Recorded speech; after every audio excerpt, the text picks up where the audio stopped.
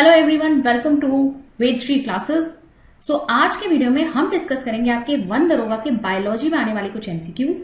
तो बायो में आपका एक चैप्टर है डाइवर्सिटी इन लिविंग ऑर्गेनिजम्स। ये आपका क्लास 9th का चैप्टर है, ठीक है। इसमें से आपके क्या कुछ क्वेश्चंस बनते हैं उनको हम जरा डिस्कस करेंगे। आप जानते ही हैं डाइवर्सिटी इन लिविंग ऑर्गेनिजम्स में हम इसमें पढ़ते हैं जीवों के वर्गीकरण के बारे में। जो अलग अलग प्रकार की जीव है उनका वर्गीकरण किया गया है, उनकी स्टडी की गई है, उनको क्लासिफाई किया गया है। तो उनकी क्लासिफिकेशन की जो स्टडी होती है इसको क्या कहा जाता है? टेक्सोनॉमी कहा जाता है। फादर ऑफ टेक्सोनॉमी किसे कहा जाता है? तो फादर ऑफ टेक्सोनॉमी कहा जाता है कार्लस लिनियस को। कार्लस लिनियस ने बाइनोमियल नॉमेनक्लेचर भी दिया है। बाइनोमियल नॉमेनक्लेचर का मतलब द्विनाम पद्धति, जिसमें बाइनोमियल क्लेचर में हम क्या करते हैं, जो स्पीशीज है उनका नाम रखते हैं। जैसे कि अगर ह्यूमन बीइंग का नाम देखें तो क्या है? होमोसैपियंस, ठीक है, होमोसैपियंस। ऐसे ही अगर पी का नाम देखेंगे तो क्या है? Pisum sativum, Pisum sativum. इसी प्रकार से अगर आप रोज का नाम देखेंगे तो क्या है? Rosa indica. तो ये सारे क्या हैं? आपके दो नामों से बने हैं। पहला नाम जीनस का नाम होता है, दूसरा नाम स्पीशी का नाम होता है, और इन दोनों से मिलकर बनता है जो आपका साइंटिफिक नेम होता है किसी भी लिविंग ऑर्गेनिज्म का। इसके अलावा लीनियस ने एक किताब भी लिखी है, उसको भी ध्यान में रखिएगा, सिस्टमा नेचुरे। और इस चैप्टर में विशेषकर आपके लिए बात की गई है 5 किंगडम क्लासिफिकेशन की। 5 किंगडम क्लासिफिकेशन जो आपका रॉबर्ट विकटेकर ने दिया है, ठीक है, जिसमें हम किसके बारे में पढ़ते हैं? आपकी 5 जगत के विषय में पढ़ते हैं, मोनेरा, प्रोटिस्टा, फंजाई, प्लांटे और एनिमेलियम। चलिए अब स्टार्ट करते हैं कि इस पे क्वेश्चंस आपके कैसे कैसे बनते हैं। पहला क्वेश्चन देखिए आपके सामने, first time the scientific basis for classification was attempted by. पहली बार वर्गीकरण के लिए वैज्ञानिक आधार का प्रयास किसके द्वारा किया गया था? थियोफ्रेस्टस, एरिस्टोटल, वेंडेले या डार्विन? तो देखिए इसका सही उत्तर है एरिस्टोटल। थोड़ा सा मैं आपको यहाँ पर किंगडम के विषय में बता देती हूँ। एरिस्टोटल ने आपके 2 जगत बताए थे। पहला इन्होंने रखा था प्लांट्स और दूसरा रखा था इन्होंने एनिमल्स। प्लांट्स यानी पादप जगत, दूसरा इन्होंने रखा था जंतु जगत। प्लांट्स को फर्दर इन्होंने क्लासीफाई कर दिया था हर्ब्स, श्रब्स और ट्रीज में, ठीक है। और एनिमल्स को देखिए इन्होंने किस तरह क्लासिफाई किया था। इन्होंने 2 भागों में बांटा था इसे। इन्होंने कहा था इनेमा और एनिमा। और इसमें अंतर क्या था?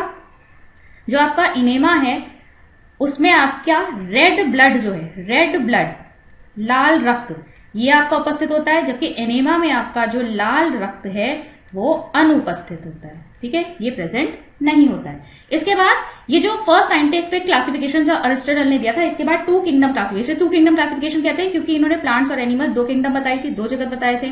ऐसा ही एक क्लासिफिकेशन लीनियस ने भी दिया था, ठीक है। लीनियस ने क्लासिफाई किया था, इन्होंने भी प्लांट्स और एनिमल्स में ही किया था, पादप जगत और जंतु जगत। लेकिन इनका जो क्राइटेरिया था वो दूसरा था। इन्होंने सारे सेल वॉल वाले जो आपके ऑर्गेनिजम्स हैं जिनमें कोशिका भित्ति होती है उन्हें पादप जगत में रख दिया था, ठीक है। जिसमें भी सेल वॉल होगी वो पादप जगत में आएंगे, और जिसमें सेल वॉल नहीं होगी वो आपके जंतु जगत में आएंगे। अब सेल वॉल जिनमें होती है, देखो इसमें बाय डिफॉल्ट सभी आ गए। प्लांट्स में तो होती है, पादपों में कोशिका भित्ति होती है, आप सब जानते ही है। इसके अलावा बैक्टीरिया में भी होती है और इसके अलावा आपकी फंजाई में भी होती है। तो यहां से आपका एक और क्वेश्चन बन रहा है, तो यहां ध्यान में रखिएगा, प्लांट्स में जो कोशिका भित्ति होती है वो सेल्यूलोज की बनी हुई होती है, ठीक है।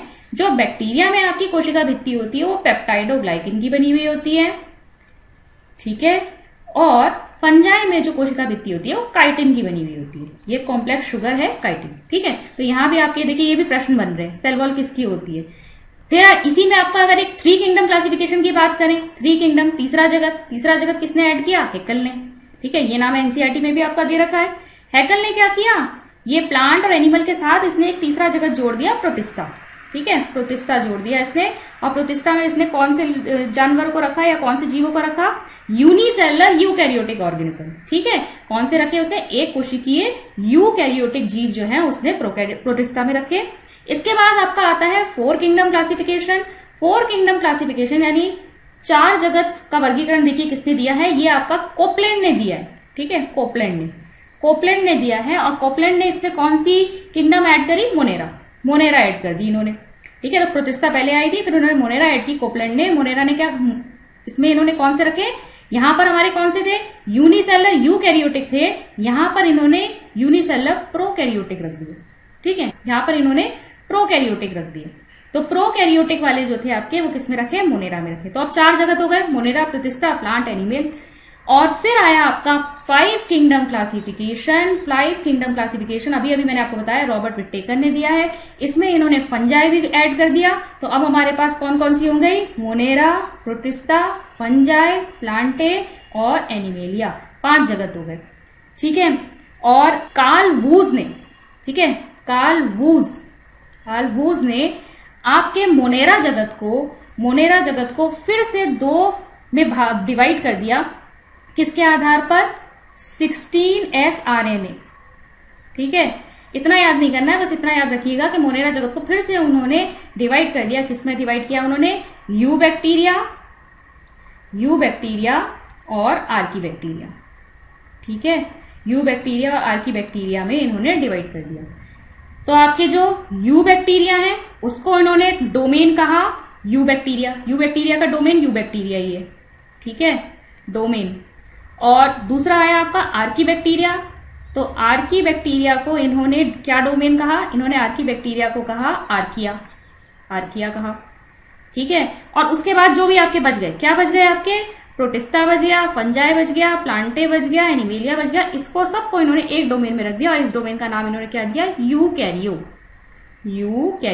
तो 3 डोमेन हो गए, यू बैक्टीरिया, आर्किया और तीसरा हो गया यूकैरियो।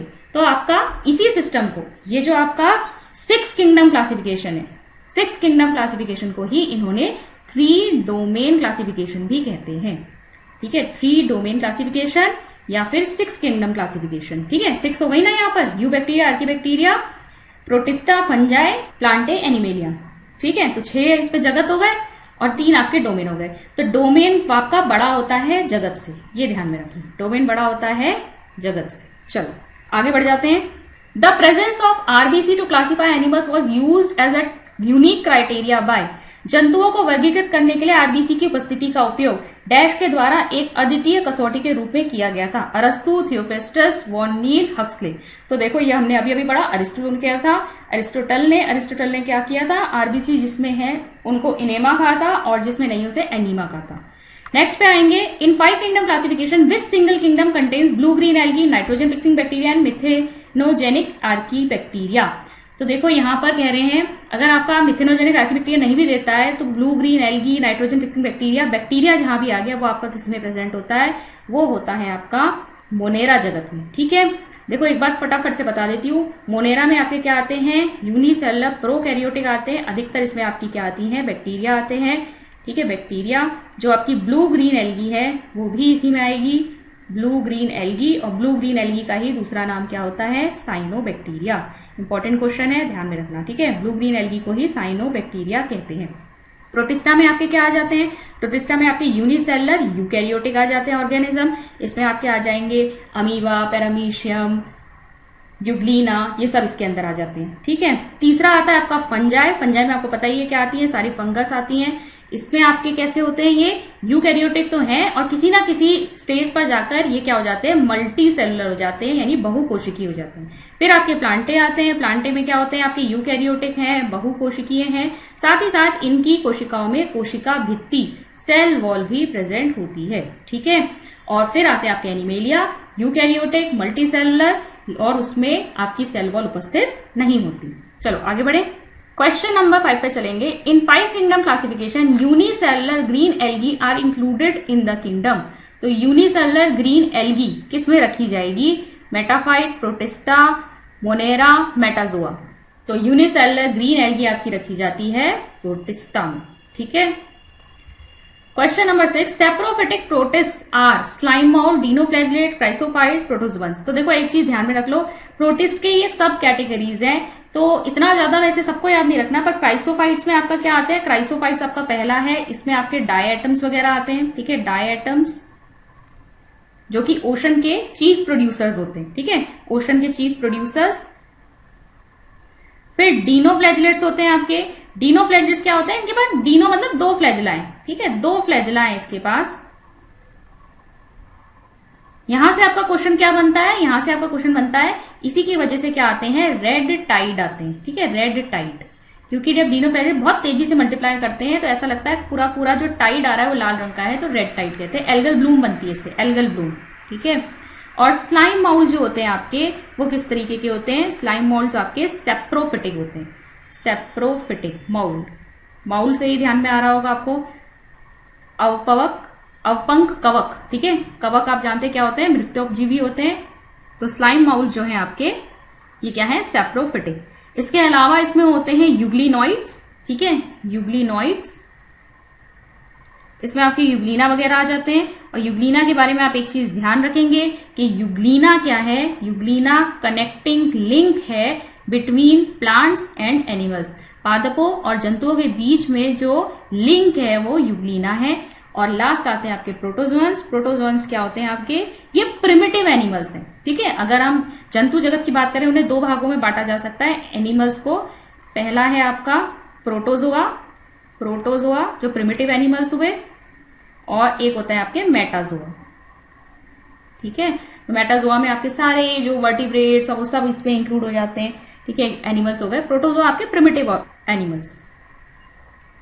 नेक्स्ट पे चलेंगे, identify the group that is not match correctly to all characteristics shown, ठीक है। तो कौन से ग्रुप में सही कैरेक्टरिस्टिक नहीं बताई गई है? तो मोनेरा में देखते हैं, मोनेरा में प्रोकैरियोटिक होते हैं, कोशिका भित्ति अनुपस्थित होती है लिखा है, ठीक है। और अभी अभी मैंने आपको बताया था मोनेरा में सारे बैक्टीरिया इंक्लूड होता है, बैक्टीरिया में कोशिका भित्ति होती है पेप्टाइडोग्लाइकेन की। तो ये हमारा यहाँ पे गलत निकल के आ रहा है, तो यहीं पे आपका फर्स्ट वाला ही ऑप्शन आ गया। बाकी एक बार चेक कर लेते हैं और लोग को भी, और ऑप्शंस को भी। प्रोटिस्टा में यूकैरियोटिक होते हैं, बिल्कुल सही। कुछ में आपकी कोशिका भित्ति होती है, नाभिकीय झिल्ली होती है, बिल्कुल यूकैरियोटिक सेल है, और कोशिकीय संरचना होती है, सही है एकदम। कवक यूकैरियोटिक होते हैं, सेल वॉल उपस्थित काइटिन की बनी होती है, नाभिकीय झिल्ली भी होती है, बहुकोशिकीय ऊतक होता है, बिल्कुल सही है। पादप जगत में भी यूकैरियोटिक उपस्थित है सेल वॉल, और नाभिकीय झिल्ली भी उपस्थित है, और ऊतक टिश्यूज बने हुए होते हैं, बिल्कुल सही है, ठीक है। तो फर्स्ट वाला यहां से आपका ऑप्शन गलत निकल के आ रहा है।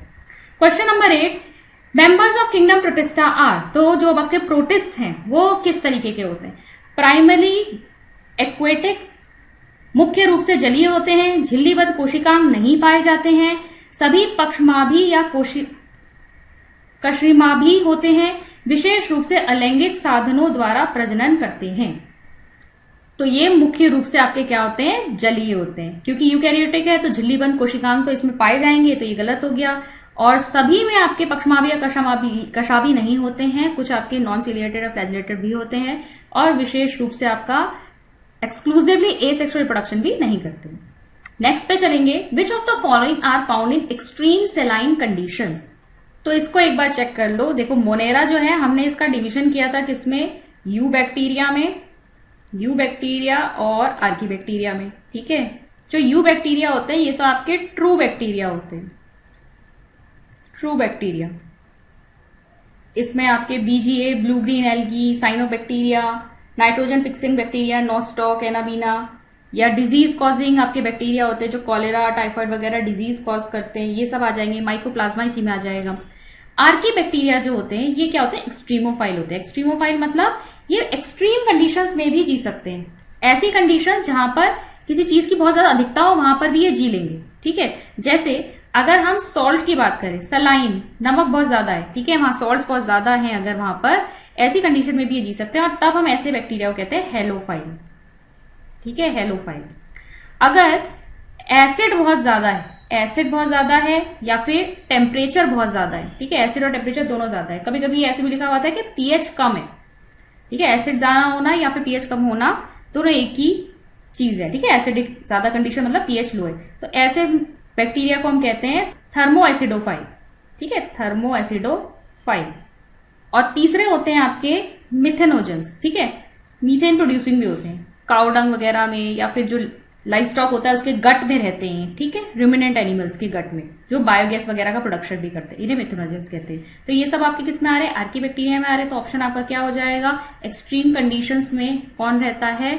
लवणीय परिस्थितियों में पाया जाता है आर्की बैक्टीरिया। नेक्स्ट क्वेश्चन पे चलेंगे, which one of the following is wrong for fungi? They are eukaryotic. All fungi possess a purely cellulosic cell wall. They are heterotrophic या they are both unicellular and multicellular. तो fungi के लिए कौन सी statement wrong है? कि इसमें purely cellulosic wall होती है। बिल्कुल नहीं, हमने जो है अभी पढ़ा था कि फंजाई में जो होती है आपकी काइटिन की सेल वॉल होती है। Question number 11, methanogens belong to. तो अभी हमने इसको देखा, तो मिथेनोजेंस आपके किसको बिलोंग करते हैं? आर्की बैक्टीरिया को। The primitive prokaryotes responsible for the production of biogas from the Dang of ruminant animals include the. इसमें भी हमने देखी बात कर ली है, तो आप ध्यान रखेंगे इसका आंसर क्या है? Methanogens. One of the major components of cell wall of most fungi is. तो देखिए फंजाई में सेल वॉल में क्या पाया जाता है? तो इसकी हमने बात की थी, पेप्टाइडोग्लाइकन, सेलुलोज, हेमीसेलुलोज, काइटिन। तो ये है आपकी काइटिन। काइटिन एक तरह की शुगर होती है। The cyanobacteria also refer to as protist, golden algae, slime moulds, blue green algae. तो ये आपके क्या होते हैं? Blue green algae. और गोल्डन एल्गी भी आप समझ लीजिए किसे कहते हैं? डेस्मिड्स को कहते हैं। डेस्मिड्स जो होते हैं आपके वो गोल्डन एल्गी कहलाते हैं। Question number 15, single cell eukaryotes are included in. तो एक कोशिकीय यूकैरियोट किस में रखे जाएंगे? तो एक कोशिकीय यूकैरियोट जो है आपके प्रोटिस्टा में रखे जाते हैं। Virus envelope is known as. तो देखिए वायरस, देखिए हमने पहले भी पढ़ रखा है कि वायरस एक क्या है, ना तो उसे जीवित में रखा जाता है ना मृत में रखा जाता है। ये क्या है आपका? एक एक्सेप्शन है सेल थ्योरी का भी। और वायरस में क्या होता है? कोई सेल मशीनरी नहीं होती। इसमें जो डीएनए मटेरियल या आरएनए मटेरियल जो प्रेजेंट होता है वो बस ऐसे ही उसमें एक नॉर्मल सा स्ट्रक्चर प्रेजेंट है, और उसके बाहर से जो कवर है, इसका जो जेनेटिक मटेरियल है उसके बाहर से एक कवर होता है, और उस कवर को क्या बोला जाता है? उस कवर को बोला जाता है कैप्सिड। ठीक है, ध्यान में रखेंगे कैप्सिड क्या होता है? कवर होता है, एनवलप होता है वायरस का, जिसमें उसका जेनेटिक मटेरियल होता है। और एक और चीज ध्यान रखेंगे, अगर मैं बैक्टीरिया की बात करूं तो बैक्टीरिया में एक तो उसका डीएनए होता है, एक तो उसका डीएनए होता है जो जेनेटिक मटेरियल होता है। ठीक है, जेनेटिक मटेरियल होता है उसका डीएनए, और दूसरा उसके पास एक सर्कुलर रिंग होती है डीएनए की। ठीक है, सर्कुलर डीएनए होता है और इसे हम कहते हैं प्लास्मिड। ठीक है, non genetic material. Question number 17, fungi usually store the reserve food material in the form of. तो जो फंजाई है वो अपना फूड जो है किस फॉर्म में स्टोर करती है? Starch, glycogen and oil, lipid, protein. तो इसका आंसर है glycogen and oil. Question number 19 देखेंगे। देखो शेप के आधार पर ना आपके बैक्टीरिया अलग अलग टाइप के होते हैं। जैसे अगर राउंड शेप है अगर बैक्टीरिया, तो हम इसे कहते हैं कोकस।